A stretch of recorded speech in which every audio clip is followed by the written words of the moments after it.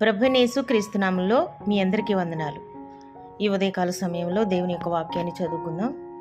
ద్వితీయోపదేశకాండము 4వ అధ్యాయము 31వ వచనం. నీ దేవుడైన యెహోవా కనికరము గల దేవుడు గనుక నిన్ను చెయ్యి విడువడు, నిన్ను నాశనము చేయడు. తాను నీ పితరులతో ప్రమాణము చేసి. ఈ లేఖన భాగాన్ని మనం జాగ్రత్తగా గమనించినట్లయితే, నీ దేవుడైన యెహోవా కనికరము గల దేవుడు గనుక నిన్ను చెయ్యి విడువడు అని వ్రాయబడి ఉంది కదా.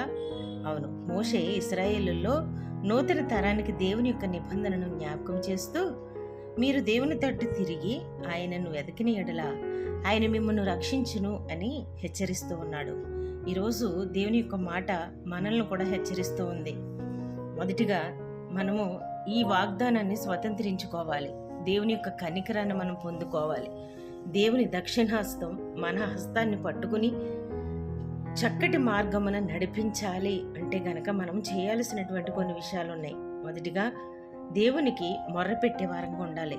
2వ సమూయేలు గ్రంథము 22వ అధ్యాయము 7వ వచనాన్ని చూద్దాం.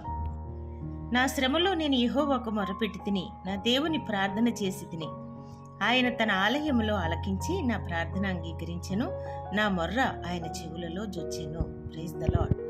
అవును, మనము కూడా దేవునికి మొర్ర పెట్టినట్లయితే దేవుడు మన ప్రార్థన ఆలకించి మనకు జవాబిస్తారు.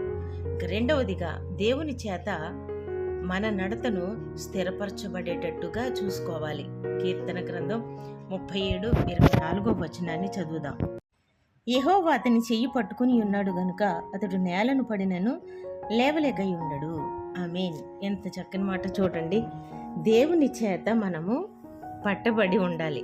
దేవుని దక్షిణహస్తం మన చెయ్యిని పట్టుకున్నప్పుడు మనము నడవవలసిన మార్గమును చక్కగా నడిచిపోగలుగుతాం.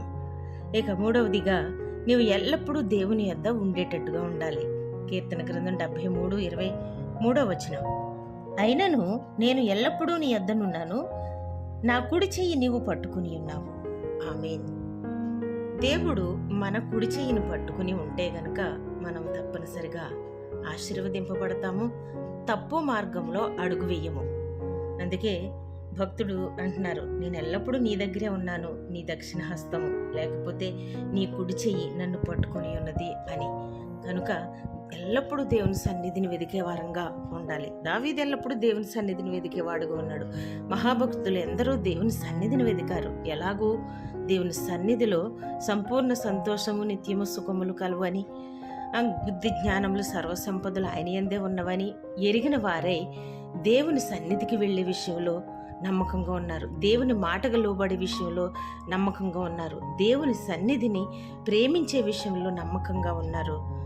దేవుని తట్టు వారు తిరిగి మొర్రపెట్టేవారుగా, మోకరించి సాగిలపడేవారుగా మరి దేవుని సన్నిధిలో వారు ఉన్నారు. దేవుని విసర్జించి వారు ఎప్పుడూ నడవలేదు. గనుక మహాభక్తుల మార్గాలను మనం గమనించి వారి సాక్ష్యాన్ని విని ఆ మార్గంలో మనము కూడా సాగిపోవాలి. దేవుడు అంటున్నాడు, తన దక్షిణ హస్తంతో మనల్ని పట్టుకొని మనల్ని నడిపిస్తాను, మిమ్మల్ని విడిచిపెట్టను అని దేవుడు మనతో మాట్లాడుతూ ఉన్నారు. కనుక దేవుని యొక్క వాక్యాన్ని మనం జ్ఞాపకం చేసుకుందాం.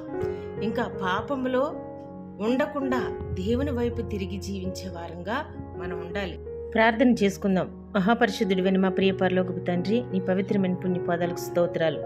ఈ ఉదయకాల సమయంలో ద్వితీయోపదేశకాండం 4:31 ద్వారా నీ దేవుడిని యెహోవా కనికరం గల దేవుడు గనుక నిన్ను చెయ్యి విడువుడని వాగ్దానపూర్వకంగా మాతో మాట్లాడినందుకు వందనాలు. మా ప్రియులందరినీ ఆశీర్వదించండి ప్రభువా.